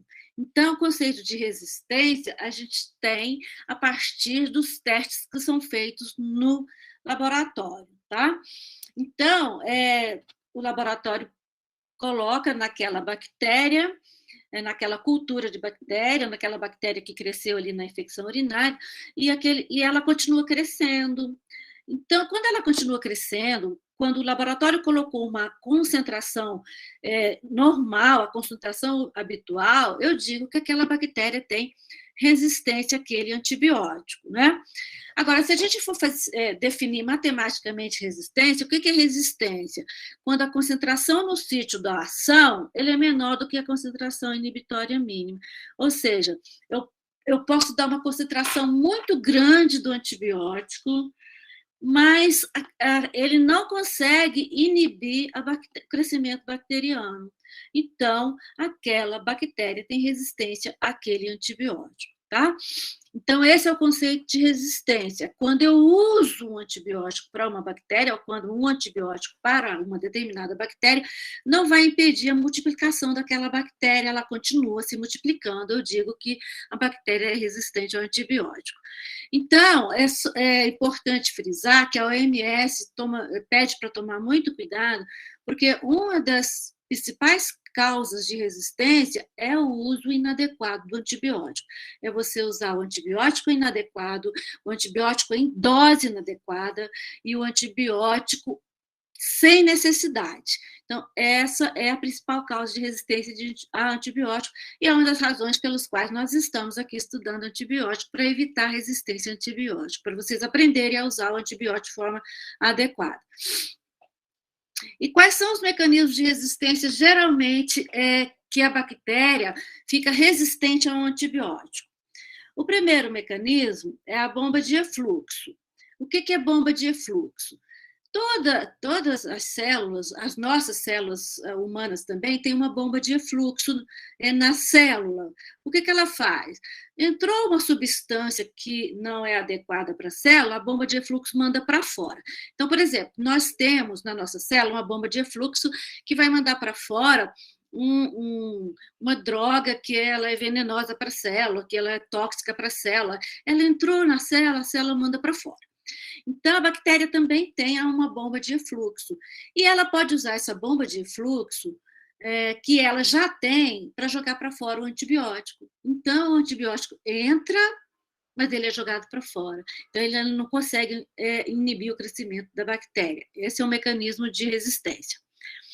Uma outra maneira de resistência, a bactéria ela desenvolve uma mutação e ela muda a sua parede bacteriana ou muda a sua membrana celular e não deixa a droga penetrar. Ela também fecha os canais de purina e não deixa a droga penetrar. Então, é um outro mecanismo de resistência. Um outro mecanismo é quando a droga entra e aí o sistema metabólico da bactéria vai lá e inativa a medicação. Então, a inativação da droga é um outro mecanismo de resistência. E o outro é quando a droga modifica o sítio de ligação do medicamento. Então, por exemplo, aquelas drogas que agem lá no ribossomo, na subunidade 30 ou 50 do ribossomo, tem uma molécula lá que encaixa no antibiótico, o antibiótico encaixa na molécula e impede que o ribossomo produz a proteína. Então, é assim que ela inativa a bactéria. A bactéria sofre uma mutação. Professora, você pode repetir essa última, porque eu não entendi muito bem? Essa que eu estou falando agora? É, a do sítio, desde o começo. Por favor. A modificação da droga, né? Do sítio de ligação, né? Isso. Então, vamos supor a gentamicina. A gentamicina, ela age lá na subunidade 30 do ribossomo. O ribossomo ele tem uma maquinaria para produzir proteína. E ele tem uma molécula lá que a gentamicina se liga naquela molécula. E aí ela se liga naquela molécula e interrompe a produção de proteína. É assim que o aminoglicosídeo gentamicina age. A droga não produzindo mais proteína, a bactéria não produzindo mais proteína, ela acaba morrendo, porque ela não consegue se dividir. É assim que o aminoglicosídeo age. Aí o que acontece? Aquela molécula ali encaixa perfeitamente na gentamicina. Aí a bactéria sofre uma mutação e produz uma molécula diferente daquela. Quando a gentamicina vem, ela não consegue mais se encaixar, porque a molécula mudou. O alvo da molécula de gentamicina não é mais igual, não tem como encaixar. Então, ele não vai agir. Esse é um dos mecanismos de resistência também, entendeu? Obrigada, professora. Prof, Oi. então qual é a diferença da mudança de sítio de ligação para a mutação? Não, a mutação leva à modificação do sítio de ligação. Tá? Ela sofre uma mutação e aí aquele gene mutante vai determinar a produção de uma molécula diferente. Tá bom. Tá? Ok. Professora, Oi. você pode repetir a parte que você falou do sistema metabólico? Aqui, né, da inativação da droga. Isso. Então, a bactéria ela tem toda uma maquinaria que metaboliza o que ela ingere, as drogas que entram, os restos de estruturas celulares, o maquinário para metabolismo. E aí ela sofre uma mutação que consegue destruir e inativar a droga. A droga entra. É diferente da alteração do sítio de ação, porque na alteração do sítio de ação, a droga não consegue se ligar e ter a sua ação. Na inativação da droga, ela entra toda na célula, a célula consegue pegar essa droga através de algum mecanismo e destruir ou mudar a sua molécula para que ela não tenha a sua ação adequada. Tá bom? Professora, então... Oi. Tá bem baixinho, não estou ouvindo. Então, tá me ouvindo agora? Oi. Essa modificação no sítio de ligação e a inativação, as duas são decorrentes da mutação. Ou mutação, porque a gente vai ver lá, aqui um pouquinho na frente, que não é só mutação. Às vezes, a bactéria recebe o gene de outra bactéria, tá? Então, vamos falar assim, isso é decorrente da alteração do material genético da bactéria. Que pode ser mutação ou não, tá? Tá bom. Vou mostrar lá na frente. Então, o que é uma mutação genética com pressão seletiva? Já falei lá no primeiro slide que era a pressão seletiva, né? A bactéria sofre uma mutação no seu material genético, e aí o que acontece? Por alguma razão, aquele antibiótico ele vai agir sobre as bactérias que não sofreram mutação. Aqui há uma outra mutação, não é aquela mesma mutação que modificou o sítio de ação, tá? Essa aqui é uma mutação qualquer que alterou o material genético e ela foi, então, ela modificou ou o sítio de ação, ou ela destruiu a droga, ou ela impediu que a droga entrasse na sua célula, e aí ela ficou resistente àquele antibiótico. Aí eu dou o antibiótico para aquele paciente que tem essa bactéria resistente.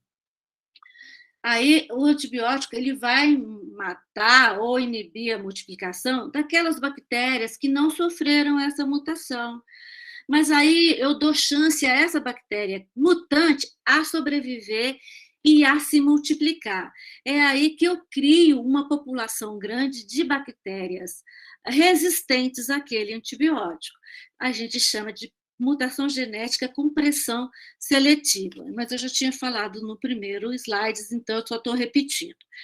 Uma outra maneira da bactéria receber esse gene que é resistente ao antibiótico, é através da transferência horizontal. O que é transferência horizontal? Ela recebe de outra bactéria.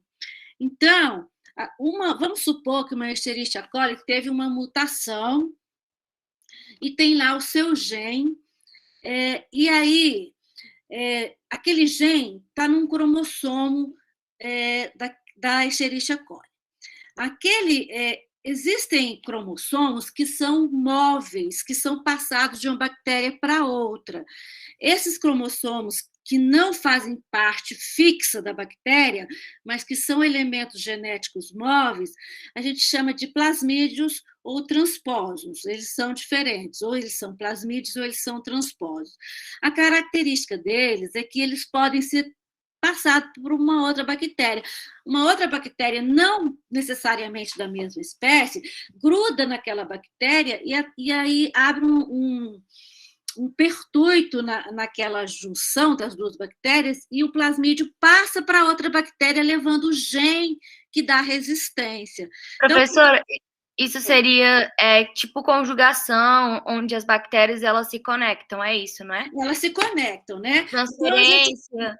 Então, assim, a bactéria ela pode receber esse gene que dá a ela essa resistência, tanto pela mutação quanto pela transferência horizontal. Então, por exemplo, a Escherichia coli, que é resistente à polimixina, por exemplo, ela tem aquele gene, nesse elemento genético, ela se gruda, por exemplo, com uma Klebsiella. Aí ocorre um pertuito na membrana plasmática das duas e o plasmídio passa para a Klebsiella, levando o gene resistente. E isso aí faz com que aquela Klebsiella, que era sensível, passe a ser resistente porque recebeu um gene resistente de uma outra bactéria, e isso é muito comum. Isso a gente chama de transferência horizontal. Tá? Entenderam? Então, eu posso ter uma mutação no gene fixo da bactéria, ou a bactéria pode receber de outra bactéria um gene mutante. E isso a gente vai falar mais na frente, mas é só para vocês saberem como um gene mutante está ali naquela bactéria. Então, para a gente entender o conceito de resistência, a gente precisa saber o que é concentração inibitória mínima, que vocês sabem já. Eu já falei que a concentração inibitória mínima, quanto mais alta, pior ela é, porque eu preciso de mais antibiótico para inibir aquele paciente, aquela bactéria. E a concentração no sítio de ação. Então, a concentração que eu tenho que ter no sítio de ação tem que ser muito maior do que a concentração do antibiótico no sítio de ação. Ele tem que ser maior do que a concentração inibitória mínima, para que aquele antibiótico possa inibir aquela bactéria. Então, veja esse exemplo aqui de um antibiótico com concentração inibitória mínima.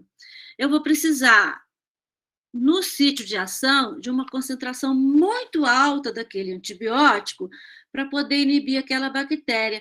E isso é factível? Na maioria das vezes, não. Às vezes, essa concentração que eu preciso ter lá para inibir a bactéria, às vezes ela é tóxica. Então, eu não posso ter uma concentração tão alta assim para inibir aquela bactéria. Então, eu chamo isso de resistência bacteriana, porque não há nenhuma possibilidade de eu usar aquele antibiótico para tratar aquela bactéria, porque ele não vai conseguir, nas concentrações não tóxicas, inibir o crescimento daquela bactéria. E aí, então, eu digo que aquela bactéria é resistente àquele antibiótico. Tá? Um outro conceito importante é a resistência intrínseca. Estou quase terminando, viu, gente? O que é resistência intrínseca? A resistência intrínseca é quando a bactéria já é resistente a um antibiótico desde que ela nasce, sem nunca ter entrado em contato com aquele antibiótico. Então, aquele antibiótico ele nunca vai servir para aquela bactéria, porque ela já nasceu resistente a ele. Então, um exemplo aqui, vamos ver. A ampicilina e a Klebsiella. Qualquer Klebsiella é resistente à ampicilina, porque ela já nasceu assim. Mesmo que ela nunca tenha tido contato com a ampicilina, ela não precisou desenvolver uma mutação, ela não precisou receber um elemento genético móvel, um plasmídio, para ser resistente. Ela já nasceu resistente, ela nunca foi sensível.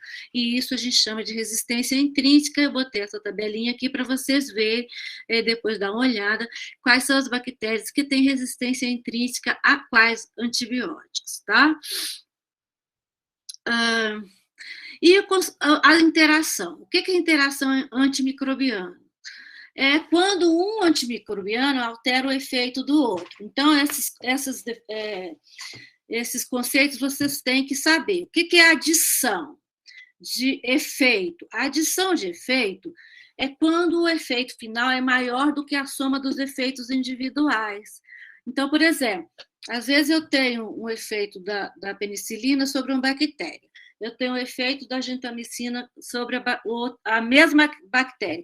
Se eu juntar a penicilina com a gentamicina, o efeito vai ser maior do que o efeito dos dois separados. Eu tenho uma adição. É diferente do sinergismo. O sinergismo eu tenho um efeito menor, porque o efeito são efeitos individuais, tá? Na adição, o que acontece? Além de eu ter o efeito individual de cada um potencializa o outro, um ajuda o outro, então aumenta o efeito do outro. Por isso que eu tenho uma adição. E o antagonismo é quando um interfere diminuindo o efeito final do outro. Então, por exemplo, eu tenho antagonismo quando eu tenho dois antibióticos que agem no mesmo sítio de ação, naquele mesmo sítio-alvo. O que vai acontecer? Quando um se ligar àquele sítio, não deixa o outro se ligar. Então, eu estou impedindo que o outro antibiótico haja. Então, eu estou antagonizando o efeito do outro. Isso é antagonismo, tá?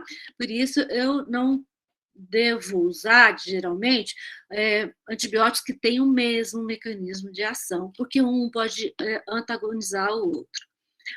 E estou terminando, só faltam 2 slides. Vocês vão ouvir no hospital, isso aqui vocês raramente vão ver na literatura, mas já está cada vez sendo usado mais, mas no hospital vocês vão ver demais. O que é escalonamento e descalonamento de um antibiótico? O que é escalonamento? Escalonamento é quando eu vou subir.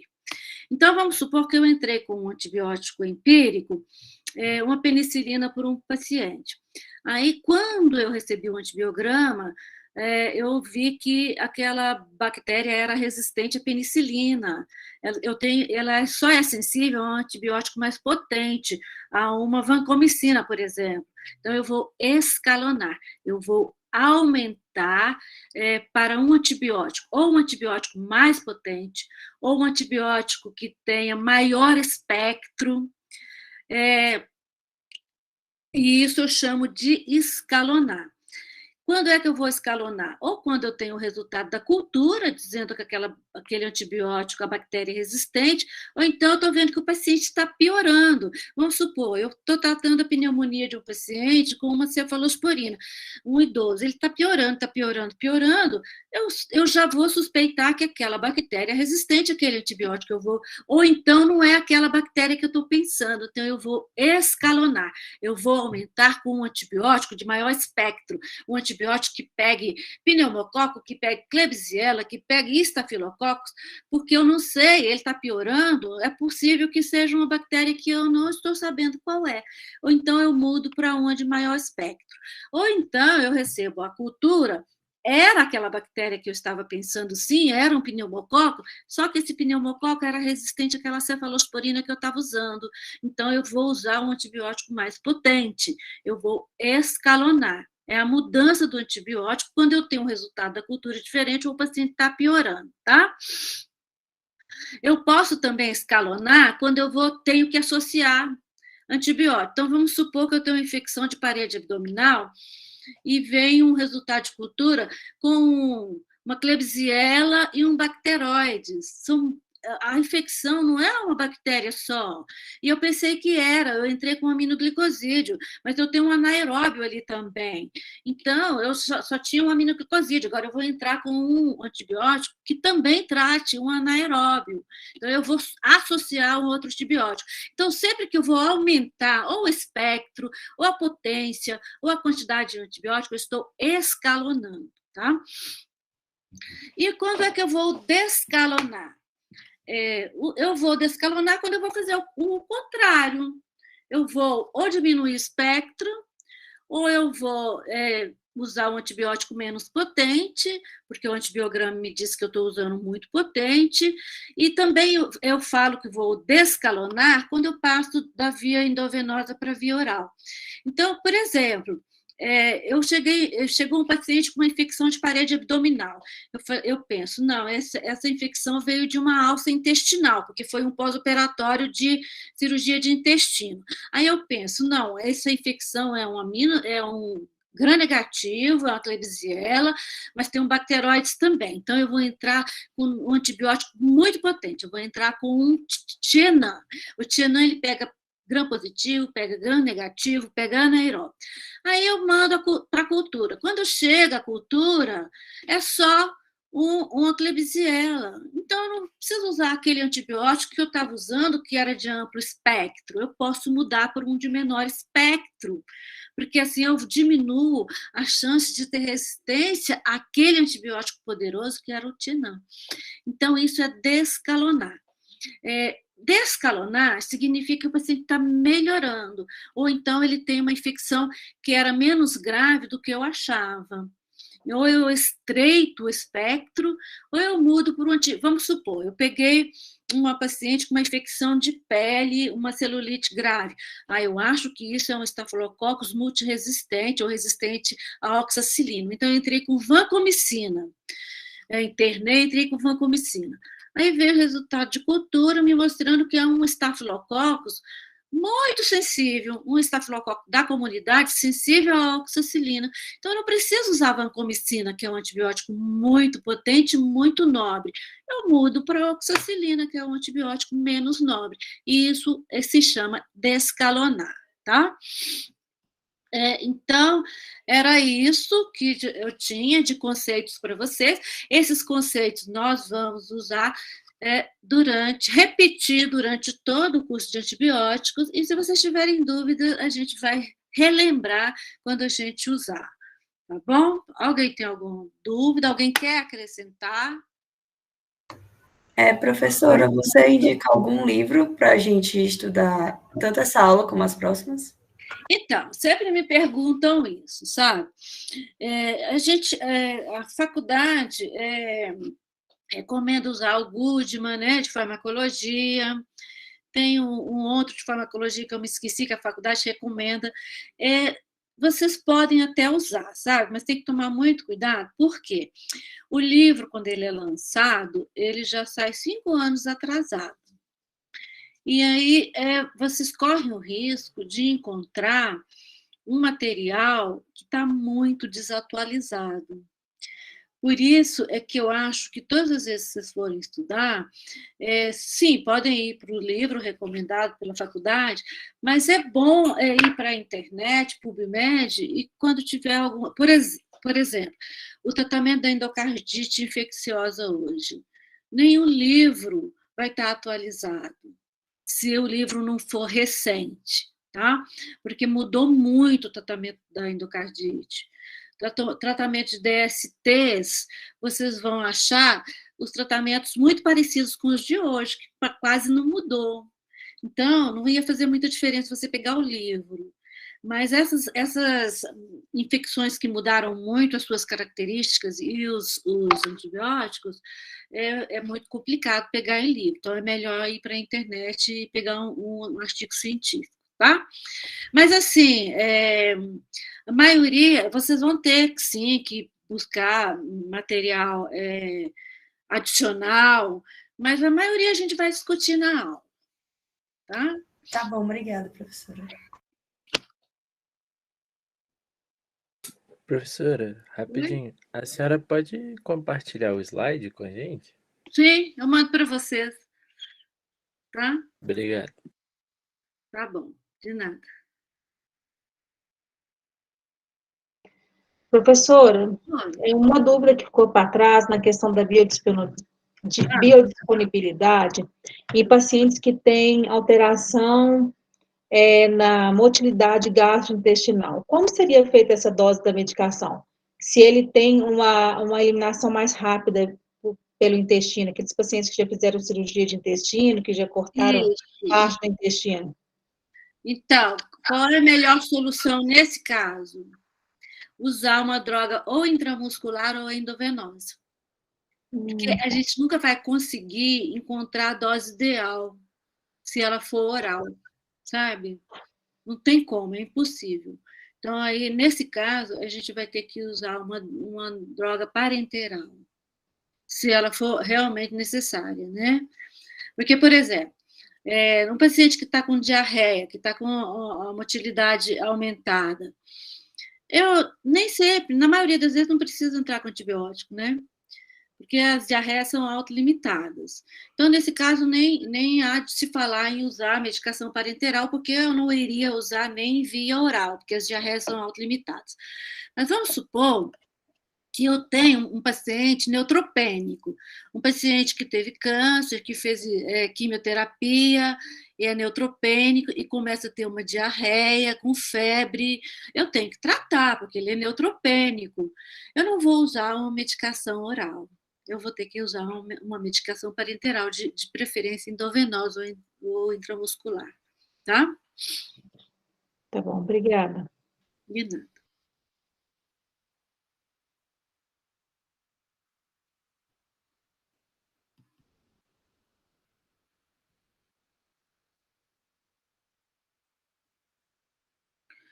Alguém tem mais alguma dúvida? Alguém quer falar mais alguma coisa? Então, a partir da semana que vem, a gente já começa com os antibióticos, nós vamos começar com os beta-lactâmicos, tá bom? Um abraço a todos, então. Tá bom, professora. Obrigada. Um abraço, professora. Boa noite. Obrigada, professora. Tchau, tchau, professora. Boa noite.